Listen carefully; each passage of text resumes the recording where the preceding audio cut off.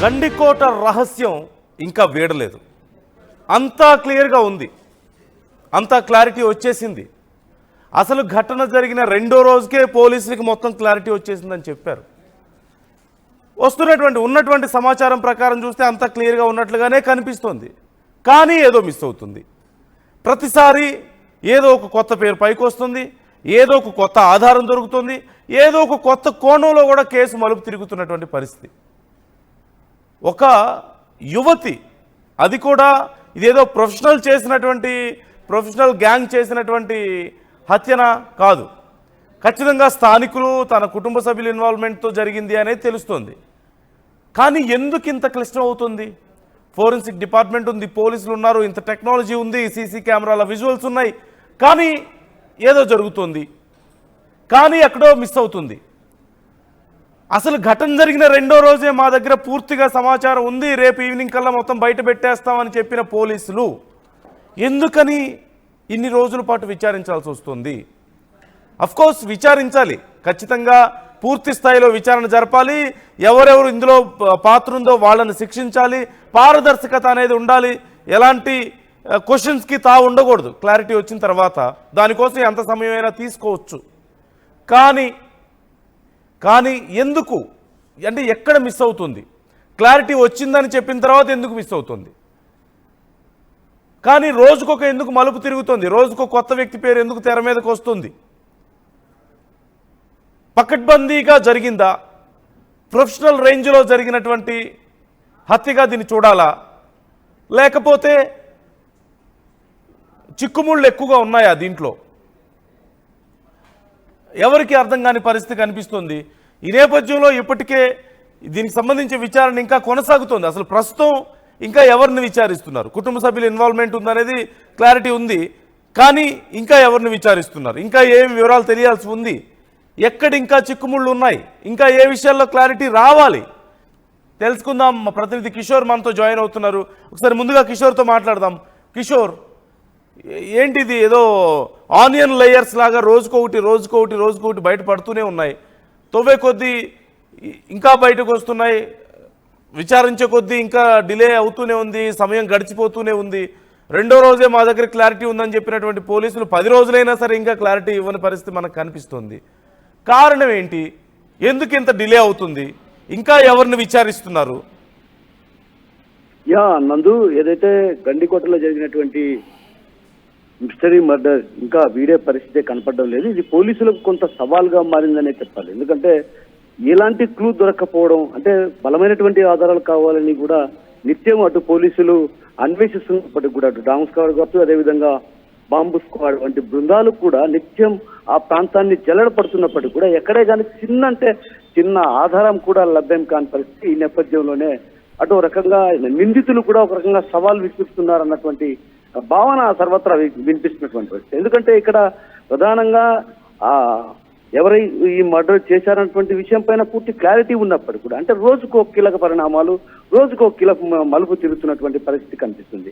తాజాగా ఏదైతే గతంలో సర్పంచ్ సెల్ఫీ తీసుకున్నాడు, ఆ విషయాన్ని కూడా మనం బయటపెట్టడం జరిగింది. అయితే మరి కొన్ని చోట్ల వస్తే ఒక పర్యాటకుడు తీసుకున్నటువంటి సెల్ఫీలో కూడా ఆ అమ్మాయి అంటే మధ్యాహ్నం వరకు ఒంటరిగా తిరిగింది, అక్కడ సెల్ఫీలో కూడా కనిపించిన పరిస్థితి. ఆ తర్వాత ఏమైందన్నటువంటి విషయం పైన కూడా అటు పూర్తి స్థాయిలో అటు పోలీసులు దర్యాప్తు చేశారు. మరోవైపు ఏదైతే ఉన్నటువంటి అనుమానాలను ఆధారంగా చేసుకొని, అదేవిధంగా సాంకేతిక పరిజ్ఞానాన్ని కూడా ఆధారంగా చేసుకొని అటు అన్ని వైపుల నుంచి పూర్తి స్థాయిలో విచారించినటువంటి పోలీసులకు ఒక బలమైన క్లూ అంటూ ఏది లభించని పరిస్థితి. అంటే దీన్ని బట్టి చూస్తే మొన్నటి వరకు పోలీసులు ఏం చెప్పారు, ఆ రోజు 14వ తేదీ ఏదైతే మర్డర్ జరిగిన తర్వాత 15వ తేదీ DIG కూడా ఈ విషయం చెప్పడం జరిగింది. ఏదైతే హంతకుడి ప్రమేయం లేదు ఇది అని అన్నటువంటి విషయాన్ని స్పష్టం చేస్తూనే, అదేవిధంగా మాకు బలమైనటువంటి ఆధారాలు లభ్యమయ్యాయన్నటువంటి విషయాన్ని ఆయన స్పష్టం చేయడం జరిగింది. అయితే ఆ తర్వాత ఎస్పీ కూడా దాదాపు 3 రోజుల పాటు అక్కడే మతం వేసి నిత్యం అన్వేషించారు. ఎక్కడే కానీ చిన్న క్లూ దొరికిన పరిస్థితి కనిపిస్తుంది. మరోవైపు రోజుకో మలుపు తిరుగుతున్న పరిస్థితి. మొన్నటి వరకు ఏదైతే కొంత ఆధారాలు లభ్యమయ్యాయన్నటువంటి విషయం తెలిసింది.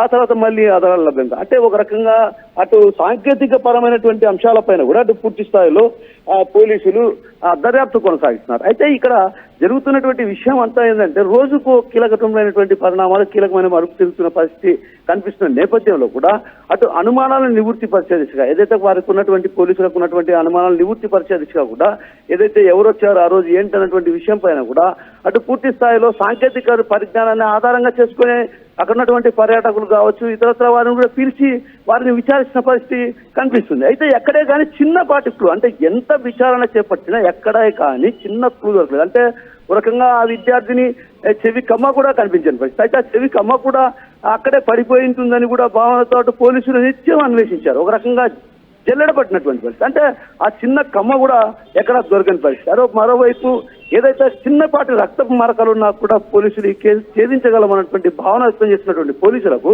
ఇది ఒక రకంగా పెను సవాల్గానే మారింది.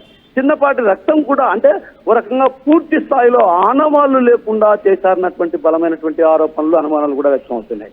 ఎందుకంటే ఇక్కడ మనం గమనించాల్సిన విషయం ఏంటంటే పోలీసులకు కేవలం మాటలతో అంటే ఒక రకంగా రేపు పొద్దునే కోర్టులో ప్రొడ్యూస్ చేసే అవకాశం ఉన్న నేపథ్యంలో కాబట్టి ఖచ్చితంగా వారికి కొంత బలమైనటువంటి ఆధారం కావాలి. ఆ బలమైన ఆధారాన్ని చూపిస్తే తప్ప వాళ్ళకి శిక్ష పడే అవకాశాలు లేకపోలేదు. కోర్టులో ప్రజెంట్ చేయబోతున్నారా కిషోర్? నో నందు ఏదైతే వీళ్ళు బలమైనటువంటి చేయాల్సిన అవసరం ఉంది. నేనేమంటున్నానంటే ఇక్కడ ఒక బలమైనటువంటి ఆధారం కావాలి. ఒకవేళ వాళ్ళు కోర్టులో సబ్మిట్ చేస్తే ఒక బలమైన ఆధారం లేకపోతే శిక్ష నుంచి తప్పించుకునే అవకాశాలు ఉన్నాయి. అయితే శిక్ష పడాలనేటువంటి భావనతో కూడా అటు పోలీసులు నిత్యం ఆ విషయం పైన కొంత దర్యాప్తు కొనసాగిస్తున్నారు. అయితే ఎక్కడే కానీ అంటే ఈ పొద్దుటికి 12 రోజులు అవుతుంది. ఇప్పటికి కూడా ఒక చిన్నపాటి క్లూ కూడా లభించని పరిస్థితి. అంటే ఏ స్థాయిలో వాళ్ళు ఈ కిచ్చంతా గీయడంతో పాటు ఆనవాళ్ళు లేకుండా చేశారో మనకు పూర్తిగా అర్థమవుతుంది. కిషోర్ ఇప్పుడు ఎవరిని విచారిస్తున్నారు కిషోర్? ఇప్పుడు సురేంద్ర మొన్న మధ్య కనిపించకుండా పోయాడు అంటే ఒక 2 రోజుల క్రితం మనం మాట్లాడుకున్నాం. సురేంద్ర ఉన్నాడా, దొరికాడా? సురేంద్ర ఏ రోజైతే కొండయ్య అదేవిధంగా సుబ్బయ్య తోటా సుబ్రహ్మణ్యంను విచారిస్తున్నటువంటి నేపథ్యంలో ఒక్కసారిగా పరారి అన్నటువంటి విషయం మనం అప్పట్లోనే ఆర్టీవీలో చెప్పడం జరిగింది. అయితే మరుసటి రోజే అతన్ని అదుపులోకి తీసుకొని విచారించారు. అంటే ఎవరిని కూడా పోలీసులు అదుపులోకి తీసుకొని విచారించి ఆ తర్వాత పంపించి వేయడమే తప్ప ఎవరిని కూడా అంటే ఒక రకంగా పిలాని వాళ్ళు నిందితులు అని తేల్చడానికి బలమైనటువంటి ఆధారాలు లేవన్నటువంటి వాదనలు అటు పోలీస్ వర్గాల్లోనే వినిపిస్తున్నాయి. ఎందుకంటే చిన్నపాటి క్లూ దొరికినా కూడా ఆ నిందితులు ఎవరనే విషయం బయటపడే అవకాశాలు ఉన్నాయి. అటు ఇన్స్టాగ్రామ్ లో మెసేజ్ చేసినటువంటి విషయం కావచ్చు, అదేవిధంగా తోటి విద్యార్థిని చెప్పిన విషయం కావచ్చు, అటు పలు రకాలుగా కూడా పోలీసులు అన్ని వైపుల నుంచి ఏదైతే అన్నల వైపు చూపించినటువంటి అనుమానాలన్నిటినీ కూడా నివృత్తి పరిచే దిశగా విచారణ కొనసాగించినప్పటికీ కూడా ఎక్కడే కానీ చిన్నపాటి క్లూ దొరికినా కూడా ఒక చిన్న రక్తపు మరక దొరికినా కూడా ఆ రక్తపు మరకను చేసుకుంది. అంటే కొందరు అనుమానాలు వ్యక్తం చేయొచ్చు. ఇక్కడ డాగ్ స్క్వాడ్ ఉంది, అదేవిధంగా ఫింగర్ ప్రింట్స్ ఉంటాయని. ఫింగర్ ప్రింట్స్ కూడా లేకుండా చేసే పరిస్థితి జరిగిందంటే అంటే ఏ స్థాయిలో వీళ్ళు అంటే ఒక రకంగా మెడికల్లో మంచి ప్రావీణ్యులైతేనే ఇలాంటి మర్డర్లు చేయగలరు అన్నటువంటి భావన అటు వ్యక్తం అవుతుంది. కాబట్టి ఖచ్చితంగా ఇది మెడికల్లో మంచి ప్రావీణ్యం పొందిన వారి కుట్ర. అంటే ఒక రకంగా వీళ్ళ కుటుంబ సభ్యుల్లోనే ఒకరు మెడికల్లో మంచి ప్రావీణ్యం పొందినవారు. వాళ్ళల్లో సురేంద్రనే ఈ మెడికల్లో మంచి ప్రావీణ్యం పొందాలనేది కొంత బలమైనటువంటి ఆరోపణలు ఉన్నాయి. సో ఆ దిశగా కూడా పోలీసులు దర్యాప్తు కొనసాగిస్తున్నారు. 1-2 రోజుల్లో కూడా అటు పూర్తి స్థాయిలో కేసులు ఛేదిస్తామని పోలీసులు చెప్పుతున్నప్పుడు కూడా ఎక్కడ కానీ వాళ్ళకు చిన్న క్లూ దొరకపోవడంతో ఒక రకంగా పోలీసులకు కూడా ఇది కొంత పెను సవాలుగానే మారిందని చెప్పాలి. మరో ఆయేష మీరా మర్డర్ కేసు మిస్టరీ మర్డర్ల మారే పరిస్థితులు లేకపోలేనటువంటి వాదనలు కూడా బలంగా వినిపిస్తున్న పరిస్థితి ప్రధానం కనిపిస్తుంది నాకు. రైట్. ఇప్పుడు ప్రజెంట్ కిషోర్ మరి లోకేష్ కానీ లోకేష్ పేరెంట్స్ కానీ అప్పుడు లోకేష్ పేరెంట్స్ వాళ్ళకు కూడా థ్రెట్ ఉంది అని కొంత కనిపించు ఎబ్స్కాండ్ అయ్యారని ఎక్కడో వేరే చోటు ఉన్నారని చెప్పి తెలిసింది కదా. మరి ఇప్పుడు లోకేష్ పోలీస్ కస్టడీలోనే ఉన్నాడా? లోకేష్ పేరెంట్స్ ఎక్కడ ఉన్నారు? వాళ్ళకి సంబంధించి డీటెయిల్స్ ఏమైనా తెలుస్తున్నాయా అసలు? నందు లోకేష్ మాత్రం ఏదైతే అతనికి థ్రెట్ ఇప్పటికీ కూడా థ్రెట్ ఉందన్నటువంటి భావన అటు పోలీసుల్లో వ్యక్తం అవుతున్న పరిస్థితి కనిపిస్తుంది. కాబట్టి ఖచ్చితంగా లోకేష్ లో వాళ్ళు రక్షణలో పోలీసుల రక్షణలోనే ఉన్నారు. అయితే మరోవైపు తండ్రి మాత్రం ఇప్పటికి కూడా గ్రామానికి చేరుకోలేని పరిస్థితి.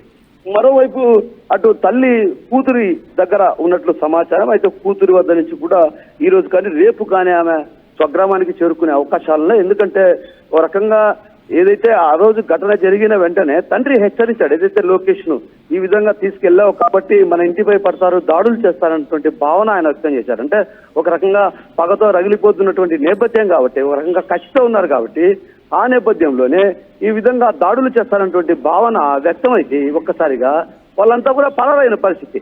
కేవలం కుటుంబ సభ్యుల్లో తండ్రి, అదేవిధంగా మా అమ్మ కూడా పరారైన పరిస్థితి. లోకేష్ మాత్రం పోలీసులు వాళ్ళ రక్షణలో పెట్టుకున్నారు. ఎందుకంటే ఒక ప్రాణహాని ఉంది కాబట్టి ఖచ్చితంగా అతనికి రక్షణ కల్పించాలి. రేపు పొద్దున్న ఏదైనా జరిగితే మాత్రం ఈ వ్యవహారంలో పోలీసులపైనే నెపాన్ని నెచ్చివేసే అవకాశాలు లేకపోలేదు కాబట్టి ఖచ్చితంగా ఏదైతే లోకేష్ కు రక్షణ కల్పించాల్సినటువంటి బాధ్యత పోలీసులపై ఉంది కాబట్టి పోలీసులు లోకేష్ ని ఇప్పటికి కూడా వారు రక్షణలో పెట్టుకున్నారు. మిగతా కుటుంబ సభ్యులు తండ్రి పరారులో ఉన్నాడు, తల్లి మాత్రం తన కూతురి దగ్గర ఉన్నట్లు సమాచారం నందు. Okay, right, thank you Kishore. మొత్తం మీద ఈ కేసుకు సంబంధించి గండికోట మిస్టరీ చాలా క్లిష్టంగా మారింది. ఎన్ని ప్రయత్నాలు చేసినా, ఎంత దీని గురించి రీసెర్చ్ చేసినా సరే పోలీసులు దీన్ని ఛేదించడం చాలా కష్టంగా మారింది. ఒక యువతి మర్డర్ మిస్టరీ ఇంత క్లిష్టతరం అవడానికి కారణం ఏంటి? ఎక్కువ మంది దీంట్లో ఇన్వాల్వ్ అయి ఉన్నారు అన్న ఆరోపణలు ఉండడమా, లేకపోతే తగిన ఆధారాలను వాళ్ళు చూపించలేకపోవడమా, లేదంటే ఇంకా ఏం జరిగింది అనేది ఇక్కడ చాలా కీలకమైన అంశం. మొదటి రోజు హత్య జరిగిన తర్వాత రెండో రోజుకే మా దగ్గర సమాచారం ఉంది, మేము బయట పెడతామని చెప్పిన పోలీసులు ఎందుకని ఇన్ని రోజులు సమయం తీసుకోవాల్సి వస్తుంది? ఎందుకని ఇన్ని కోణాల్లో విచారించాల్సి వస్తుంది? ఎందుకు ఇంతమందిని విచారించాల్సి వస్తుంది? సురేంద్ర ఎందుకు మధ్యలో పారిపోవాల్సి వచ్చింది? మళ్ళీ పట్టుకొని విచారించారు, కానీ ఏం జరిగింది? కుటుంబ సభ్యుల మీదే ఎందుకని ఇన్ని అనుమానాలు రావడానికి కారణం ఏంటి? మరోవైపు లోకేష్కి క్లియర్గా సంబంధం లేదని పోలీసులు చెప్పారు, మరి ఆధారాలు ఎందుకు సాధించలేకపోతున్నారు? ఆధారాలు చెరిపివేయబడ్డాయి అంటున్నారు. అంటే ఆధారాలు లేకుండా ఇంత దారుణమైన హత్య ఎలా చేయగలిగారు? సాధారణమైనటువంటి మనుషులు కోపంలో చేసినా సరే, లేదంటే సామాన్య ప్రజలు ఉన్నటువంటి కొంత అవగాహన ఉన్నప్పటికీ కూడా ఏదో ఒక చిన్న క్లూ దొరుకుతుంది. పెద్ద పెద్ద ప్రొఫెషనల్స్ చేస్తేనే ఏదో ఒక చిన్న క్లూ దొరుకుతుంది కదా. అలాంటిది సాధారణమైన వ్యక్తులు చేసినటువంటి ఇంత దారుణమైన హత్యను, యువతి శరీరం మీద అన్ని గాయాలు ఉన్నాయి, యువతి ఉన్నటువంటి స్పాట్ చుట్టూ ఖచ్చితంగా ఏదో ఒక సమాచారం ఉంటుంది, కానీ సఫిషియెంట్గా లేవు. ఎన్ని ఆధారాలున్నా సఫిషియెంట్గా లేవు. సమాచారం ఉన్నట్లే ఉంటుంది కానీ సరిపోవడం లేదు. నిందితులు దొరికారు పూర్తిగా, వీళ్ళే అనుకునే లోపు, దోషులు వీళ్ళే అనుకునే లోపు కాదు, ఇంకా ఎవరో ఉన్నారని పేర్లు వస్తాయి. కారణం ఇది అని అనుకునే లోపు లేదు, ఇంకేదో కారణం ఉందని. ఇలా ఆనియన్ లేయర్స్ లాగా రోజుకొకటి కొత్తది తొలుచుకుంటూ పోయే కొద్దీ ఏదో ఒక కోణం దీంట్లో బయటపడుతూనే ఉంది. పోలీసులు కూడా దీనికి సంబంధించి బయటకు వచ్చి చెప్పలేని పరిస్థితి. 10 రోజుల క్రితం మా దగ్గర క్లారిటీ ఉందన్నప్పటికీ ఎందుకు చెప్పలేకపోతున్నారు అనేది ఇక్కడ కీలకమైన అంశం. అంటే అంత క్లిష్టంగా ఉందా, లేదంటే ఇంకేమైనా ఒత్తిళ్లు ఉన్నాయా?